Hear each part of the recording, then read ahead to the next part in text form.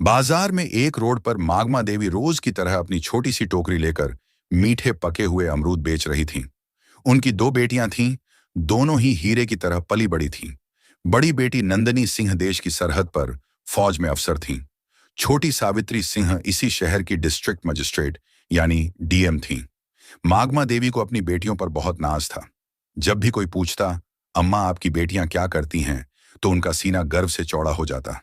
वह कहती, एक देश की रक्षा करती हैं और दूसरी जिले की। लेकिन मागमा देवी आज भी कभी कभी बाजार में अमरूद बेचने बैठ जाती, पर अपनी बेटियों को कभी नहीं बताती। सब कुछ ठीक चल रहा था, तभी एक इंस्पेक्टर जिसका नाम अरुण चौधरी था, अपनी बुलेट मोटरसाइकिल पर वहां आया। उसने बाइक सड़क किनारे रोकी और सीधा मागमा देवी की टोकरी के पास आकर खड़ा हो गया। अरुण ने टोकरी में से एक अमरूद उठाया और बिना कुछ कहे मुंह में डाल लिया। मागमा देवी थोड़ी सकुचाई और बोली, साहब अमरूद मीठे हैं, आप चाहें तो तोल दूं? अरुण चौधरी ने अकड़ते हुए जवाब दिया, हाँ हाँ दे 1 किलो। मागमा देवी ने कांपते हाथों से अमरूद तोलकर पॉलीथीन में दे दिए। अरुण ने पैकेट लिया, फिर से एक अमरूद निकाला और सामने ही काट कर खाने लगा। कुछ देर तक चबाने के बाद उसने मुंह बनाते हुए कहा, ये क्या बेचा है तूने, एकदम बेस्वाद। अमरूद मीठा तो बिल्कुल भी नहीं है। मागमा देवी घबराकर बोली, नहीं साहब, बहुत मीठे हैं, आप चाहें तो दूसरा छक्कर देख लीजिए। लेकिन अरुण चौधरी हंसते हुए बोला, चुप, तेरे अमरूद का एक दाना भी मीठा नहीं। तूने मुझे बेवकूफ बनाया है। और सुन, मैं 1 रुपया भी नहीं दूंगा, समझी? मागमा देवी ने हिम्मत करके हाथ जोड़ते हुए कहा, साहब मेहनत से लाए हैं, कुछ तो पैसे दे दीजिए बस। यही सुनते ही अरुण चौधरी का पारा चढ़ गया। उसने गुस्से में झुककर पूरी टोकरी उठाई और सड़क की दूसरी तरफ जोर से फेंक दी। टोकरी पलट गई और सारे अमरूद सड़क, गाड़ियों और नाली में बिखर गए। मागमा देवी हक्की बक्की रह गईं। उनकी आंखों में आंसू भर आए, होंठ कांपने लगे। उनकी मेहनत और इज्जत दोनों ही सड़क पर कुचली जा रही थी। आसपास भीड़ जमा हो गई थी। लोग तमाशा देख रहे थे, कानाफूसी कर रहे थे, लेकिन किसी की हिम्मत नहीं हुई कि उस वर्दी वाले से कुछ कहे। फिर अरुण चौधरी ने अपनी मूंछों पर ताव दिया, बाइक स्टार्ट की और वहां से ऐसे चला गया जैसे कुछ हुआ ही ना हो। भीड़ में से किसी ने मागमा देवी की मदद नहीं की, लेकिन पास के ही एक घर की छत पर खड़ा एक नौजवान लड़का रोहित ये सब कुछ अपने मोबाइल फोन में रिकॉर्ड कर रहा था। उसका खून खौल रहा था। वह मागमा अम्मा को बचपन से जानता था और उनका बहुत सम्मान करता था।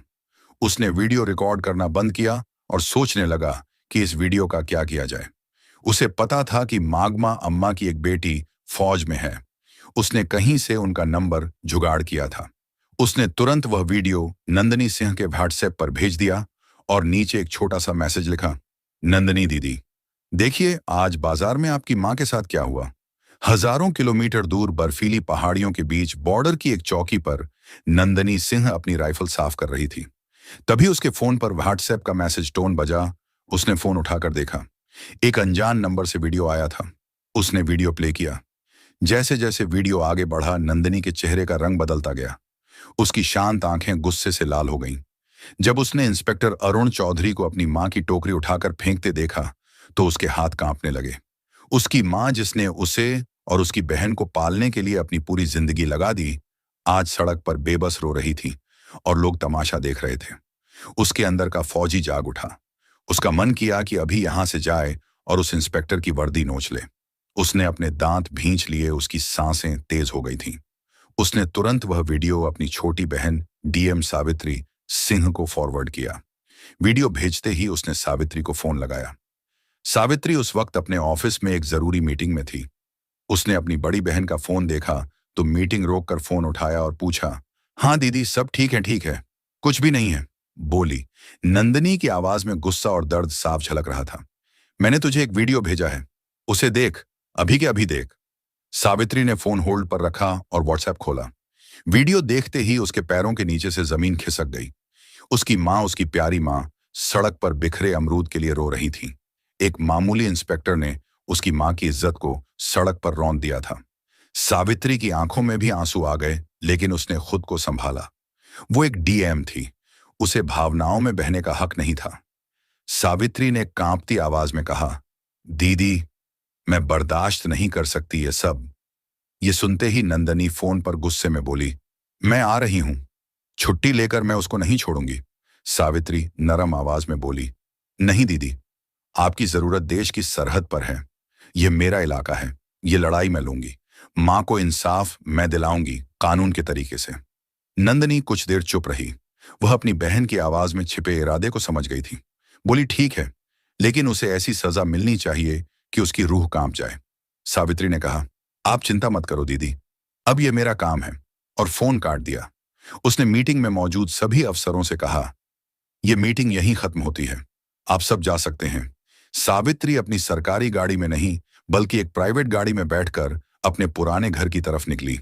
रास्ते में उसने अपने डीएम वाले कपड़े बदलकर एक साधारण सा लाल रंग का सलवार सूट पहन लिया। वह अपनी मां के पास एक बेटी बनकर जाना चाहती थी, डीएम बनकर नहीं।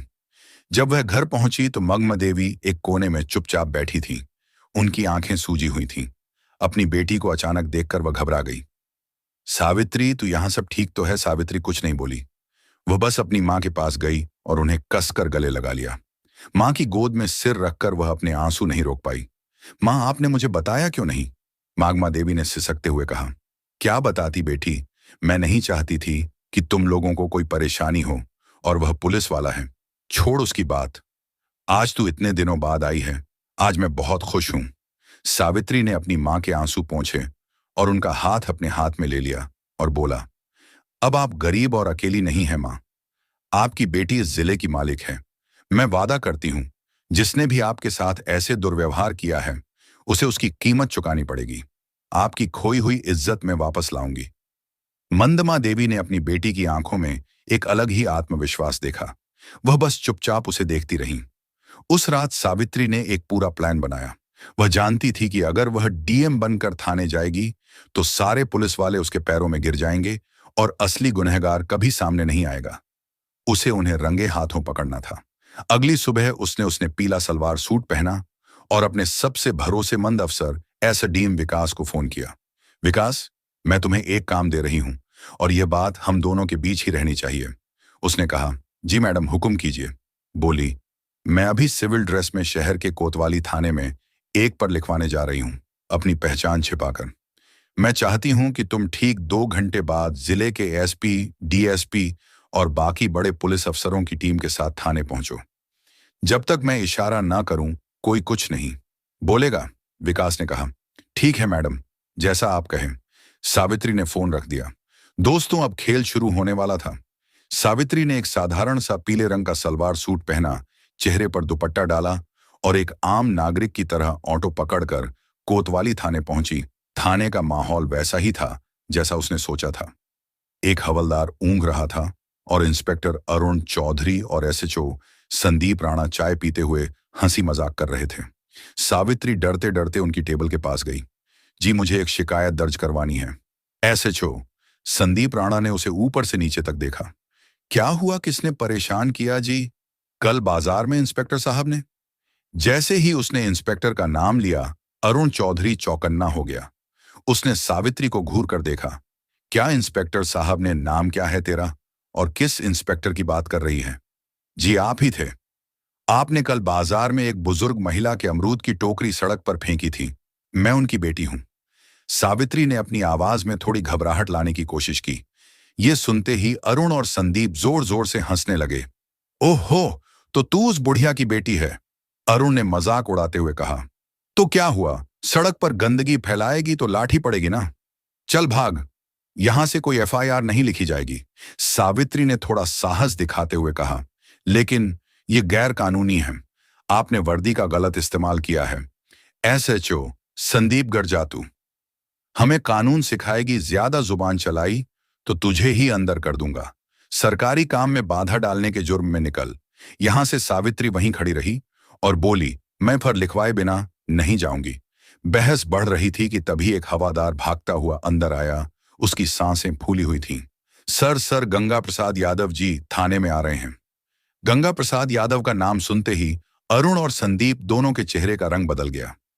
गंगा प्रसाद शहर का एक बहुत बड़ा और दबंग नेता था, जिसके इशारे पर पुलिस वाले नाचते थे। दोनों इंस्पेक्टर अपनी कुर्सी से ऐसे उछले जैसे करंट लग गया हो। अरे जल्दी करो, गेट खोलो, संदीप ने हवलदार को डांटा और दोनों भागकर गेट की तरफ गए, जैसे कोई बहुत बड़ा साहब आ रहा हो। एक सफेद सफारी गाड़ी थाने के अंदर आकर रुकी। उसमें से सफेद कुर्ता पायजामा पहने गंगा प्रसाद यादव उतरा। अंदर आते ही उसने अपने मजाकिया अंदाज में कहा, क्या हाल है चौधरी? काम धाम अच्छा चल रहा है ना? कोई मुर्गा उर्गा फंसाया कि नहीं? आज अरुण और संदीप हाथ जोड़कर मुस्कुराने लगे। अरे साहब, आपकी कृपा है, आइए बैठिए। लेकिन तभी गंगा प्रसाद की नजर कोने में खड़ी सावित्री स्त्री पर पड़ी। सावित्री को देखते ही उसके चेहरे की हंसी गायब हो गई। उसके माथे पर पसीना आ गया और उसके होश उड़ गए। वह जिस लड़की को एक आम लड़की समझ रहा था, उसे पहचानते ही उसकी सिट्टी पिट्टी गुम हो गई। वह तेजी से आगे बढ़ा और सावित्री के सामने जाकर हाथ जोड़कर खड़ा हो गया। उसका सिर झुका हुआ था। नमस्ते मैडम, आप यहाँ इस वक्त मुझे फोन कर लिया होता, मैं हाजिर हो जाता। उसकी आवाज में हकलाहट साफ थी। इंस्पेक्टर अरुण और एसएचओ संदीप हैरान रह गए। उनकी आंखें फटी की फटी रह गईं। यह हो क्या रहा है? यह तो उस बुढ़िया की बेटी है गंगा प्रसाद जी। इसके सामने हाथ क्यों जोड़े खड़े हैं? जिस गंगा प्रसाद यादव के सामने पूरा झेला झुकता है, वह इस साधारण सी दिखने वाली लड़की के सामने हाथ जोड़े क्यों खड़ा है? ये लड़की है कौन? अरुण ने धीरे से संदीप से पूछा। यह क्या हो रहा है? संदीप ने भी घबराहट में सिर हिला दिया। इससे पहले कि वे कुछ समझ पाते, थाने के बाहर गाड़ियों के रुकने की आवाज आई। एक के बाद एक लाल बत्ती वाली गाड़ियां थाने के सामने आकर रुकी। गाड़ियों से डीएसपी, एसडीएम और जिले के कई बड़े आईएएस एंड आईपीएस अफसर उतरे और तेजी से थाने के अंदर आए। वे सब आकर चुपचाप सावित्री के पीछे लाइन बनाकर खड़े हो गए, जैसे अपने सीनियर को रिपोर्ट कर रहे हों। अब थाने में सन्नाटा था। सिर्फ पंखे की घर घर की आवाज आ रही थी। अरुण चौधरी और संदीप राणा पत्थर के बुद्ध बन चुके थे। उनके हलक सूख गए थे। माथे पर पसीने की बूंदें चमक रही थीं। तभी डीएसपी ने आगे बढ़कर गुस्से में अरुण चौधरी की तरफ देखकर कहा, इंस्पेक्टर तमीज से खड़े हो जाओ। तुम जिले की डीएम मैडम सावित्री सिंह के सामने खड़े हो। DM madam. यह शब्द किसी बम की तरह थाने में फटा। अरुण और संदीप के पैरों तले जमीन खिसक गई। उन्हें लगा जैसे किसी ने उनके कानों में पिघला हुआ शीशा डाल दिया हो। वे कांपते हुए सावित्री को देखने लगे, जिसे वे कुछ देर पहले अमरूद वाली की बेटी कहकर बेइज्जत कर रहे थे। सावित्री की आंखों में अब एक आम लड़की की घबराहट नहीं, बल्कि एक डिस्ट्रिक्ट मैजिस्ट्रेट का रौब और गुस्सा था। उसने अपनी ठंडी और कड़क आवाज में कहा, inspector Arun Chaudhary and SHO Sandeep Rana, दोनों की आत्मा तक कांप गई। You are suspended with immediate effect. Savitri ने आदेश दिया। एसडीएम साहब, इन दोनों के खिलाफ वर्दी की ढांस दिखाने, एक आम नागरिक को अपमानित करने और अपनी ड्यूटी ना करने के जुर्म में फर्ज दर्ज कीजिए। साथ ही इनके खिलाफ एक विभागीय जांच भी बिठाई जाए। एसपी साहब ने तुरंत अपने मातहतों को इशारा किया और दोनों इंस्पेक्टरों की बेल्ट और टोपी उतरवा दी गई। कल तक जो शेर बने घूम रहे थे, आज बीगी बिल्ली की तरह सिर झुकाए खड़े थे। तभी नेता गंगा प्रसाद यादव ने हिम्मत करके कहा, मैडम नादान है, गलती हो जाती है, माफ कर दीजिए, मैं समझा दूंगा इनको। सावित्री ने घूमकर गंगा प्रसाद को ऐसी नजरों से देखा कि वो कांप गया। नेताजी, यह नादान नहीं, सरकारी वर्दी में छुपे गुंडे हैं, और जहां तक समझाने की बात है तो अब इन्हें कानून समझाएगा। और बेहतर होगा कि आप इस मामले से दूर रहें, वरना जांच की आंच आप तक भी पहुंच सकती है। गंगा प्रसाद यादव का चेहरा सफेद पड़ गया। वह समझ गया कि इस नई डीएम से टकराना आसान नहीं है। वह चुपचाप सिर झुकाकर वहां से खिसक गया, लेकिन उसकी आंखों में एक अजीब सी नफरत और गुस्सा था जो सावित्री ने पढ़ लिया था। अगली सुबह सब समझ रहे थे कि डीएम बेटी ने मां को इंसाफ दिलाया। सब कुछ ठीक लग रहा था, लेकिन सावित्री एक दिन रात को जब खाना खा रही थी, तभी उसके पर्सनल फोन पर एक अननोन नंबर से कॉल आया। उसने फोन उठाया। हेलो। दूसरी तरफ से कोई कुछ नहीं बोला, बस एक भारी सांस लेने की आवाज आई। फिर एक बदली हुई मशीनी आवाज में कोई बोला, डीएम साहिबा शहर में नहीं हो, ज्यादा उड़ने की कोशिश मत करो। इंस्पेक्टर तो बस मोहरे थे, खेल तो अब शुरू होगा। सावित्री ने कड़क आवाज में पूछा, कौन बोल रहा है?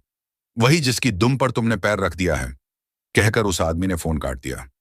सावित्री के माथे पर चिंता की लकीरें उभर आईं। वह समझ गई थी कि गंगा प्रसाद यादव इतनी आसानी से हार मानने वालों में से नहीं है। यह लड़ाई अभी खत्म नहीं हुई थी, बल्कि अब और भी ज्यादा खतरनाक होने वाली थी। उसे अब सिर्फ अपनी मां की इज्जत ही नहीं, बल्कि उनकी जान की भी फिक्र होने लगी थी। उसने तुरंत ही एसपी को फोन किया और अपनी मां के घर के आसपास सादी वर्दी में 2 पुलिस वालों को तैनात करने को कहा। वह अपनी मां को डराना नहीं चाहती थी, लेकिन कोई भी खतरा मोल लेना भी नहीं चाहती थी। अगले कुछ दिन शांति से गुजरे। सावित्री को लगा शायद उसकी चेतावनी काम कर गई और गंगा प्रसाद यादव पीछे हट गया है, लेकिन वह तूफान से पहले की शांति थी। एक सुबह जब मागमा देवी बाजार में अपने अमरूद की टोकरी लगाकर बैठी ही थी कि अचानक पुलिस की 3 गाड़ियां वहां आकर रुकीं। उनमें से एक नया इंस्पेक्टर उतरा, जिसे सावित्री नहीं जानती थी। उसने मागमा देवी की टोकरी की तरफ इशारा करते हुए कहा, हमें सूचना मिली है कि इन अमरूदों की आड़ में नशीले पदार्थों की तस्करी हो रही है। तलाशी लो। इससे पहले कि कोई कुछ समझ पाता, एक सिपाही ने अमरूदों के नीचे से भूरे रंग के नशीले पदार्थ निकाले और चिल्लाया, असर मिल गया। नशीला पदार्थ बाजार में हड़कंप मच गया। लोग कानाफूसी करने लगे। देखो, डीएम की मां नशीले पदार्थ बेचती है। मागमा देवी सन रह गई। वह रोते हुए बोली, नहीं साहब, यह मेरा नहीं है। किसी ने मुझे फंसाया है। लेकिन किसी ने उनकी एक न सुनी। पुलिस उन्हें जबरदस्ती जीप में बिठा कर ले गई। यह खबर आग की तरह पूरे शहर में फैल गई। न्यूज चैनलों पर ब्रेकिंग न्यूज चलने लगी। डीएम सावित्री सिंह की मां नशीले पदार्थ के आरोप में गिरफ्तार। यह गंगा प्रसाद यादव का मास्टर स्ट्रोक था। उसने सावित्री पर सीधा हमला नहीं किया, बल्कि उसकी सबसे बड़ी ताकत और सबसे बड़ी कमजोरी, उसकी मां पर वार किया था। अब सावित्री एक अजीब दुविधा में फंस गई थी। अगर वह अपनी शक्ति का इस्तेमाल करके मां को छुड़ाती तो उस पर पद का दुरुपयोग करने का आरोप लगता, और अगर वह चुप रहती तो उसकी बेगुनाह मां जेल में सड़ती। सावित्री के ऑफिस में फोन की घंटियां बजने लगीं।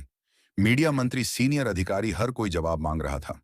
तभी उसकी बहन आर्मी ऑफिसर अवनिका का फोन आया। उसकी आवाज में गुस्सा और बेचैनी थी। बहन, ये क्या हो रहा है? मैं आ रही हूं। मैं उस गंगा प्रसाद को नहीं छोड़ूंगी। सावित्री ने गहरी सांस ली और अपनी आवाज को स्थिर करते हुए कहा, नहीं दीदी, तुम्हें आने की जरूरत नहीं है। अगर हम भी उनकी तरह गैर कानूनी काम करेंगे तो उनमें और हम में फर्क क्या रह जाएगा? यह लड़ाई अब कानून के दायरे में ही लड़ी जाएगी और जीतेगी भी। सावित्री ने तुरंत एक प्रेस कॉन्फ्रेंस बुलाई। पूरा मीडिया हॉल खचाखच भरा था। कैमरों की फ्लैश लाइट उसकी आंखों में चुभ रही थी। उसने माइक संभाला और कहा, मैं जानती हूं आप सबके मन में क्या सवाल है। मेरी मां पर गंभीर आरोप लगे हैं। कानून सबके लिए बराबर है, चाहे वह एक आम नागरिक हो या डीएम की मां। इसलिए मैं इस केस की जांच से खुद को अलग करती हूं, ताकि जांच पर कोई असर न पड़े। एसपी साहब एक स्पेशल टीम बनाकर इस मामले की निष्पक्ष जांच करेंगे। मुझे भारत के कानून पर पूरा भरोसा है। दूध का दूध और पानी का पानी होकर रहेगा। सावित्री का यह दांव देखकर गंगा प्रसाद यादव भी हैरान रह गया। उसे लगा था कि सावित्री बौखलाकर कोई गलत कदम उठाएगी, लेकिन उसने तो बड़ी समझदारी से खुद को जांच से अलग कर लिया था। लेकिन सावित्री सिर्फ कानून के भरोसे नहीं बैठी थी। उसने रोहित को बुलाया। वही लड़का जिसने पहला वीडियो बनाया था? सावित्री ने कहा, रोहित, मुझे तुम्हारी मदद चाहिए। तुम बाजार में रहते हो, वहां की हर हरकत पर तुम्हारी नजर रहती है। पता लगाओ उस दिन मां की टोकरी के पास कौन कौन आया था। कोई भी अजीब हरकत, कोई भी नया चेहरा, मुझे हर छोटी बड़ी जानकारी चाहिए। रोहित अपनी डीएम दीदी की मदद करने के लिए तुरंत तैयार हो गया। उसने बाजार के दूसरे दुकानदारों और अपने दोस्तों से पूछताछ शुरू कर दी। 2 दिन की कड़ी मेहनत के बाद उसे एक सुराग मिला। पास की एक दुकान के बाहर लगे सीसीटीवी कैमरे की फुटेज में एक आदमी मागमा देवी की टोकरी के पास कुछ रखते हुए दिखा था। उसका चेहरा साफ नहीं था, लेकिन वह वही आदमी था जिसे लोगों ने सस्पेंड हुए इंस्पेक्टर अरुण चौधरी के साथ कई बार देखा था। सबूत मिल चुका था। यह सारा खेल गंगा प्रसाद यादव ने अपने पिट्ठू सस्पेंड हुए इंस्पेक्टरों के जरिए रचा था। अब बारी सावित्री की थी। उसने एसपी के साथ मिलकर एक जाल बिछाया।